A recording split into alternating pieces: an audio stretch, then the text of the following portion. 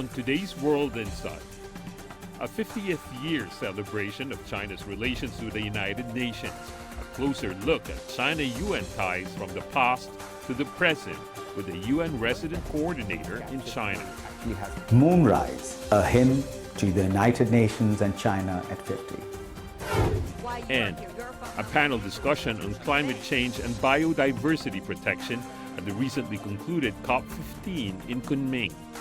Hear different voices from various industries on the best way forward.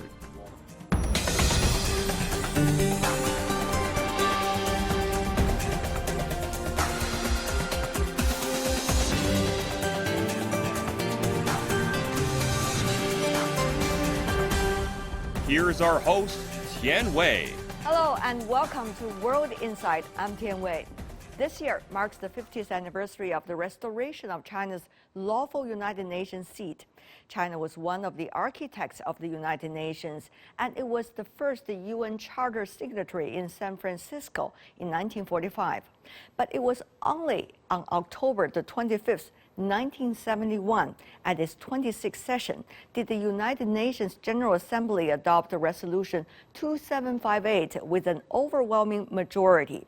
It restored all lawful rights of the People's Republic of China in the UN and recognized its representatives as the only legitimate UN representatives of China.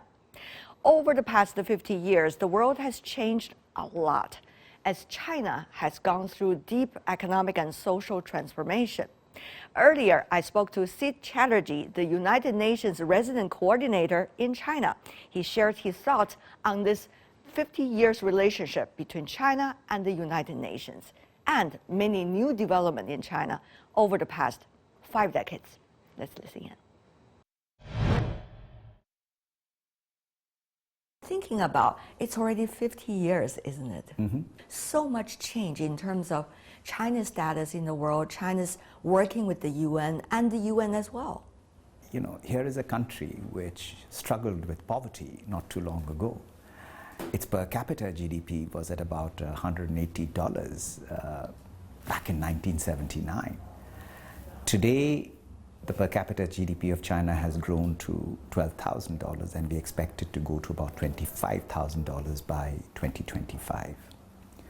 This is within 4 decades. It looks like just numbers, but it's dramatic change. No, it's dramatic. If a person born in 1979, basically today this person is well off. Very true. Is well off compared to where his or her parents were. So it's a dramatic transformation. Not just that, it lifted over 750 million people out of poverty. Now, that happening in a lifetime is also quite remarkable. Of course, this year, 2021, is significant because it's the 50th year of China's return to the UN. It is my first year as the United Nations resident coordinator to China. It's a privilege to be here at this time, at this moment. So when you're seeing this festive atmosphere around, it also shows that the United Nations family, which is composed of both international and national staff, have been part of this journey with China. We are very much part of China's social fabric, given the fact that the UN also established its presence here in 1979. It was a net aid provider to China.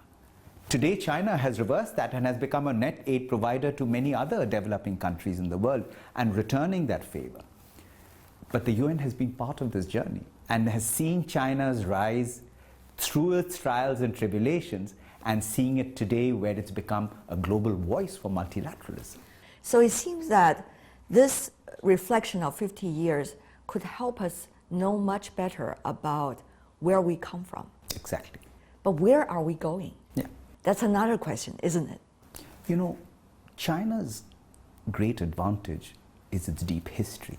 It's 5,000 years of history, and that history comes with a lot of wisdom and a lot of determination. So we have to look at it from what worked and what did not work. Now, China's dramatic rise has also been at a cost. It's been at a cost to the environment, and that is why China is doing a course correction. That is why President Xi announced that China will go towards carbon peaking by 2030 and carbon neutrality by 2060. I commend this statement. I think that takes a big amount of courage as well. Not easy, because this would mean really re-engineering the juggernaut of China's industrial might towards the green pathway, which is the future. It's a totally different mindset. It is a mindset. Totally different mechanism, Exactly. totally different platforms. Exactly. So a lot of differences. Absolutely. Again, at the 76th session, your president announced that China will not finance any more coal-fired plants. Overseas. Important statement to make, because what it will do, it will fast track the innovation and the technology that we need to look at renewables as a bridge to be able to overcome the energy deficit we will see from fossil fuels. Now, this needs three things, which I'm seeing in China. First is dramatic political will. It is that same political will that brought China from a $180 per capita to a 12,000 per capita. It is the same political will that has made China or lifted China out of poverty. But it's also the right public policies. Now, without the public policies accompanying the political will, it's not going to happen. So I would say that across the spectrum of Chinese governance, something has worked that has made this liftoff possible. And last is partnerships. You know, as John Donne said, no man is an island, every man is a piece of the continent. We are interconnected. The UN working in lockstep with China, the state-owned enterprises, the private sector, foundations, the people, and governments coming together. So I think this relationship, which allows the cross-pollination of ideas, of education, of technology to take place, has been a huge asset. And China has been pragmatic. You have been, the UN has been a great partner with China throughout this 5 decades of experiments. Mm-hmm. Many of these experiments are unprecedented given the size of this country and the diversity of these people, also the historical background. Yeah. So at this point, what do you see, Sid, is the biggest experiment that China is doing? It seems that you're talking about carbon and sustainable development. What would this country, after tests and tribulations, will be able to contribute to the rest of the world? Are they not replicable, but are they be nutritious to the others? The world has to decarbonize. That's the bottom line. Everybody is talking about the crucial nature of decarbonizing, because the UN Secretary General has said categorically, my boss, Antonio Guterres, that we are in a climate emergency. I see China is stepping up. I see China is actually becoming a leader in the space of renewable energy. China's role comes with a huge amount of responsibility in this global atmosphere where the climate crisis is affecting everybody. It is affecting China as much as it is affecting the US, it is affecting Europe, it's affecting all parts of the world. The floods we've seen in China, the forest fires we've seen in the US are unprecedented. So we are living in unprecedented times, but we are also living in a moment of unprecedented opportunities. Who would have ever thought that in 4 decades a country could go from absolute abject poverty to lifting everybody out of abject poverty? Who would have ever thought that China would actually one day become the engine room of global manufacturing hub? Who would have ever thought that China would have been able to, with such speed and efficacy, with a population of 1.4 billion, be able to actually bend the curve of the COVID-19 pandemic? With this population size, if China can do it, my feeling is every other country, every other developing world can do it. The issue is, how can we, as the United Nations family, be able to take the best practices of China, take the knowledge and the experiences from China, so that those countries don't also end up making any mistakes, but are able to embrace all the right pathways. And there are 3 things that will determine this. First is the big data. Second is technology. Third is innovation. Now, supposing China had access to all this in 1980, let's take that as the starting point. China probably would have got to where it is by the year 2000. How other factors from outside this place, out of your reach, would actually have an impact on your work, on your reach here? That's what I see as the biggest challenge. Sid, you work very hard. How would you be able to control all of those factors that are not within your grasp? Yeah. But that is why the United Nations was created. That is what the charter of the United Nations is all about, is to be that bridge builder, regardless of, like I said, regardless of the geopolitics. My role is to stay faithful to the Charter. My role is to stay absolutely in lockstep with the aspiration that the Secretary General has of his resident coordinator, as well as the global development aspirations, plus the aspirations of the country. China has a 14th five-year plan. I have told the UN country team we are fully aligned, making sure that our cooperation framework works seamlessly. We can't be working at odds with each other. I would assume in your position, there could be chances for bigger frustrations. How would you be able to smooth up these frustrations? And as you always, energetically throwing yourself back to work. This to me is something amazing. You know, Tianwei, that is what the United Nations is all about. We are an international civil servant. We don't come here with any agendas. Our hope, we are judged by the way in which our host government, where we are hosted, think of us. We are judged by how we've been able to transform lives and livelihoods. We are judged that have we been able to deliver as one in terms of making sure that China succeeds, because China's success is also the success of the UN. My hope is to be able to share that knowledge, which I do. You know, I write a lot, I put in a lot of editorials and I do a lot of interviews.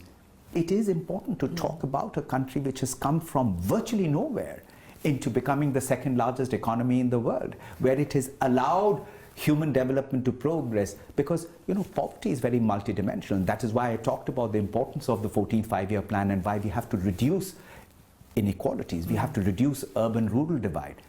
It's a good time to look at what kind of things we can do now, because whatever we do now may actually have an impact in other parts of the world too.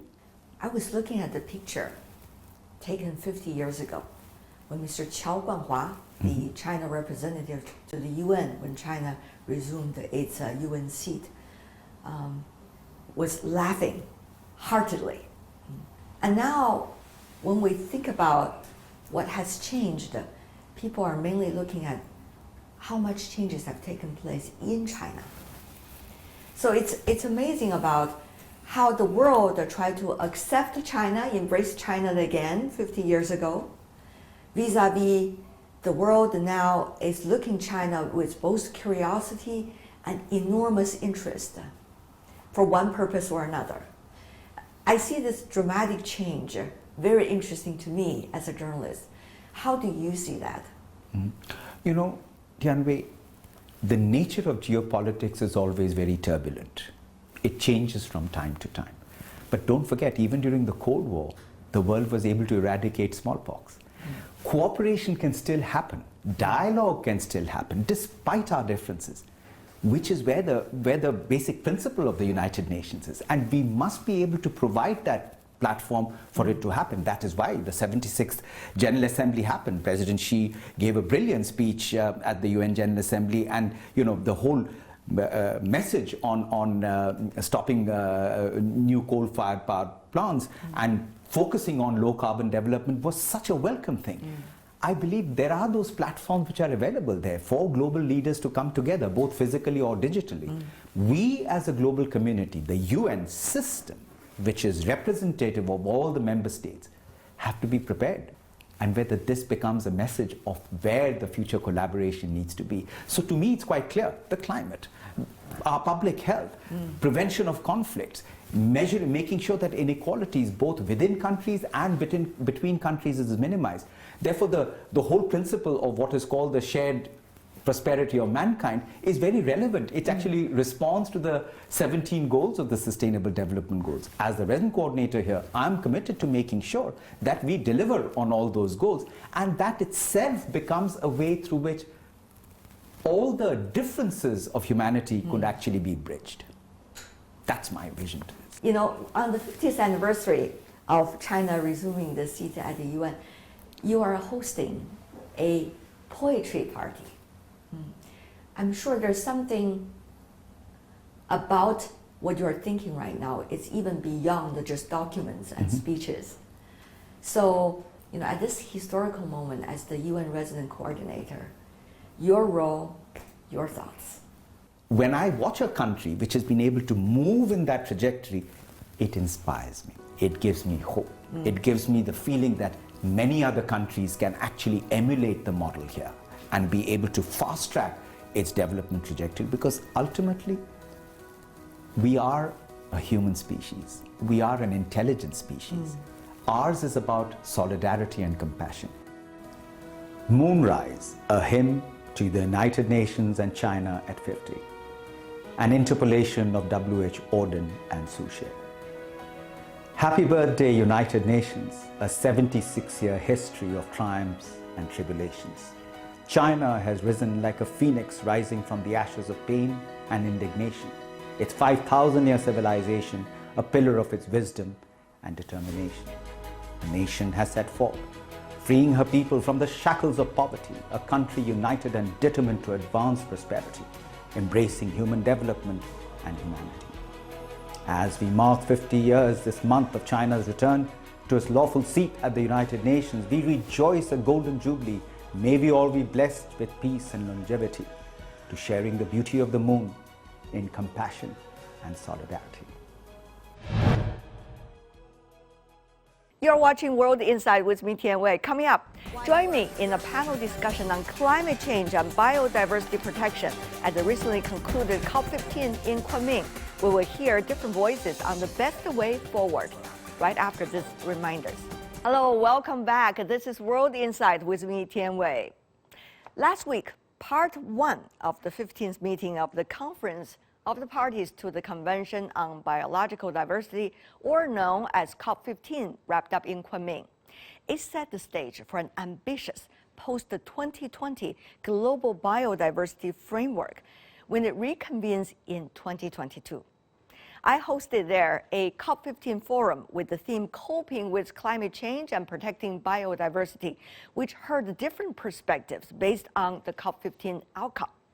We also heard from Xie Zhenhua, China's Special Envoy for Climate Change, and Mr. David Cooper, the Deputy Executive Secretary for the Convention on Biological Diversity, at the beginning of the forum. Let's listen in to all these different opinions.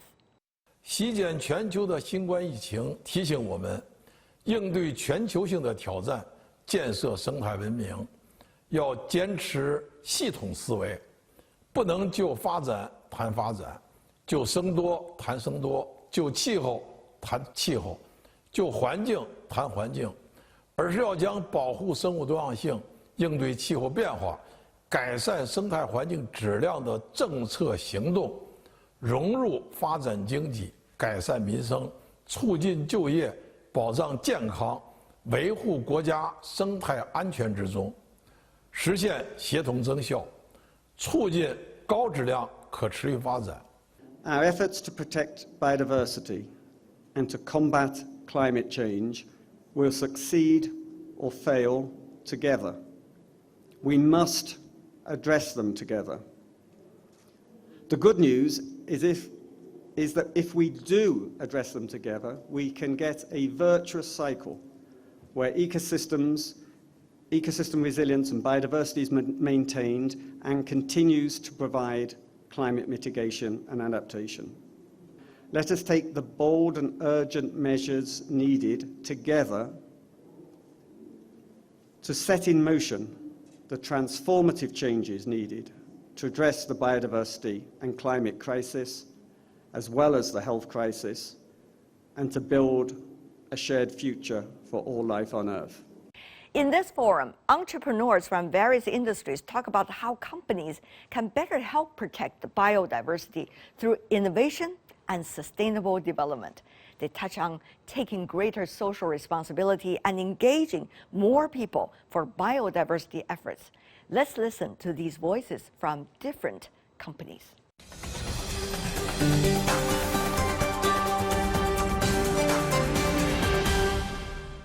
We talk about the three crises, biodiversity, climate change, and also health.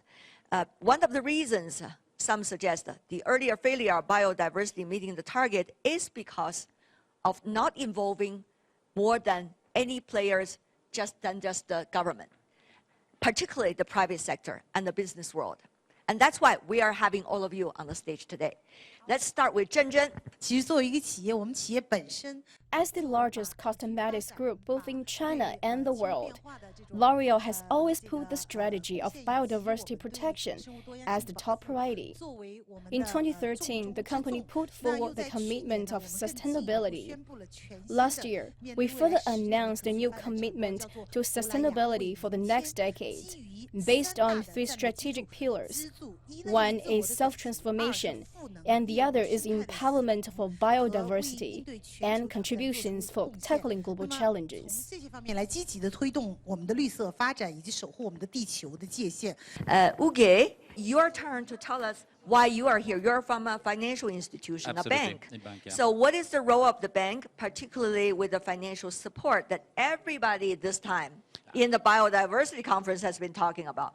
Most of the commitments that have been articulated by governments sometimes are difficult to put into practice, especially for some financial institutions. Our institution is a European bank, but we have a global footprint. We are in 61 countries.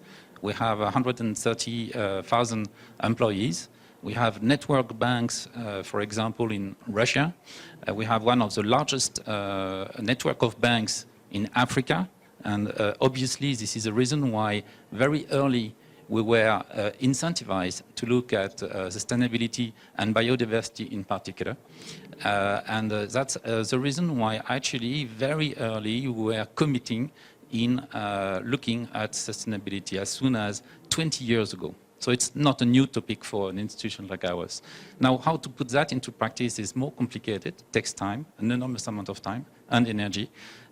Nevertheless, we are making progress by receiving, it's very pleasant to receive some awards and some ranking that is putting us at the forefront of the financial industry precisely to try to progress on those matters. 其实生物多样性面临的挑战，它背后的原因，我们认为最主要还是气候变化带来的这种深度的影响。 In fact, the main reason behind the challenge of biodiversity is the deep impact of climate change. I think biodiversity, carbon neutrality, and climate change, it is basically the same concept. We've been doing R&D in area of photovoltaic to enhance the conversion efficiency of photovoltaic and cut the cost, so that people can use clean energy on the road of achieving of carbon neutrality and energy transformation with much lower costs. I think this is the responsibility enterprise. It is also our solution to tackle challenges of biodiversity loss. And in the process of practicing green energy manufacturing, we should also set an example. We should use clean energy to manufacture clean energy. Since 2015, most of our production bases have been placed in the base with a high proportion of green energy to realize production mode, called manufacturing clean energy with clean energy sources.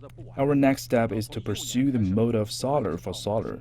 That is, we use photovoltaic energy to duplicate and manufacture photovoltaic. This is our next step. 这是我们这个下一步的一个事情。 我们宜家一直以来就是 IKEA has always been committed to bringing about some positive changes with our influence. Since 2002, we have started a very important global forest strategic partnership with WWF to promote responsible forest management. We not only look at our own supply chain, but also hope to use our greater influence to actively promote restoration of biodiversity. For example, we have carried out a project called Seeding to Restore Tropical Rainforest in Malaysia for 20 years. 那么我们大道应对气候变化促进中心呢，是想要促进企业将应对气候变化。We aim to promote enterprises to integrate climate change into their corporate social responsibility and sustainable development strategies, and then promote their green transformation and low carbon development. Therefore, in this process, we found that enterprises have their advantages and resources. We can form a joint force with industry organizations, consulting institutions, research institutions, think tanks, including public welfare organizations. We also found that many enterprises will have this systematic impact on climate change, including endangering biodiversity.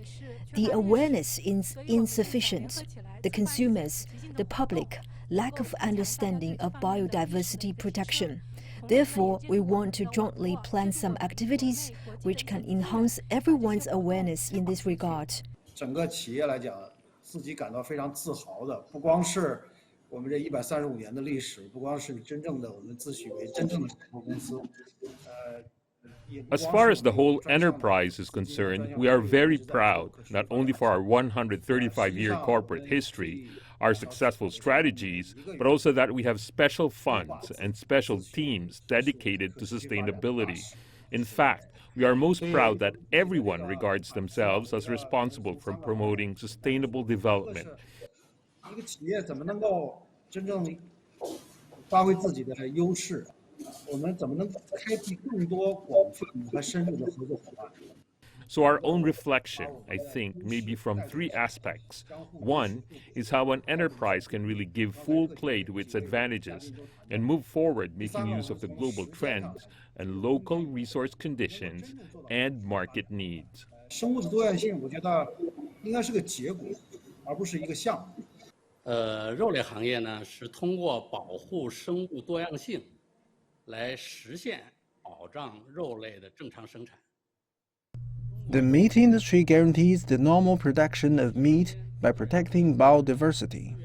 China's market depends on natural resources. The supply and demand of food vary greatly. The large-scale production of a single or a small number of varieties cannot meet the market demand of all regions.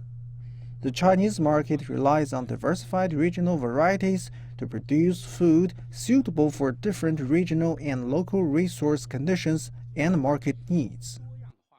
畜禽品种来生产适合各个不同地方资源条件和市场需求的肉类食品。 And that wraps up this edition of World Insight. If you'd like to see more, search World Insight or check out our YouTube channel. Follow us on Twitter and Facebook. I'm Tian Wei. On behalf of the team, thanks for watching.